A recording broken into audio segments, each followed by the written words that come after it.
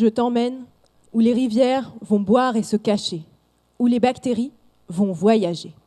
Mais pas n'importe quelle bactérie. Escherichia coli, E. coli de son petit nom. Son quotidien, c'est notre intestin, celui des vaches et tous les autres animaux. Elle y vit en communauté, dans une ville dense, surpeuplée, où les loyers sont chers, l'équivalent bactérien de Paris. Elle y travaille du matin au soir pour aider son hôte à digérer et protéger son intestin.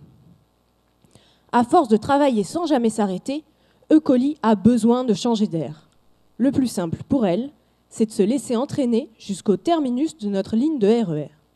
Mais elle ne sait pas où elle va atterrir. Elle peut se retrouver dans les toilettes et les égouts ou dans la nature. Le but de ma recherche, c'est de comprendre les habitudes des E. coli voyageuses dans l'environnement. Je suis un peu le bison futé des bactéries. Mais pourquoi est-ce que j'étudie E. coli en particulier ? Cette bactérie n'est de loin pas la plus dangereuse, mais elle est facile à détecter et on sait qu'elle voyage en transport en commun, c'est-à-dire qu'elle est généralement accompagnée d'un wagon d'autres bactéries qui, elles aussi, peuvent nous rendre malades. Une fois sortie de notre réseau ferroviaire, E. coli aime voyager par voie aquatique. En Normandie, elle a de quoi faire. C'est pas la pluie qui manque et elle alimente de nombreux cours d'eau qui ont la fâcheuse habitude de s'infiltrer dans les sols. À force de passer, ils créent de véritables rivières souterraines. On y retrouve même des lacs. Ce sont les nappes phréatiques qui alimentent toute la Normandie en eau potable. J'étudie un trou de verdure où chante une rivière, habitée par quelques vaches et des Normands, assez représentatifs de la région.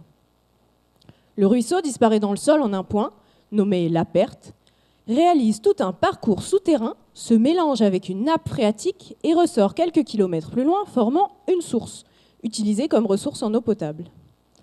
Je vais régulièrement sur mon site d'études, je prélève de l'eau à la Perte et à la source, je la rapporte à mon laboratoire, j'isole toutes les E. coli que j'y trouve et je les interroge sans ménagement pour comprendre d'où elles viennent, quand sont-elles parties et comment ont-elles vécu leur voyage.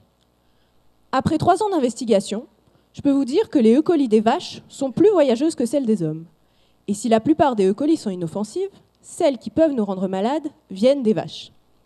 J'ai aussi découvert que les E. coli préfèrent voyager lors des périodes pluvieuses prolongées. On peut les comprendre. Je planche actuellement sur une formule qui permet de calculer la quantité de pluie exacte qui entraîne les E. coli en voyage. Des ressources en eau souterraine comme celle-ci alimentent 25% de la population mondiale en eau potable. Le plus simple, pour protéger les consommateurs de ces eaux, c'est de lancer des alertes. Attention, bison futé voire rouge à la source, préférez l'eau en bouteille.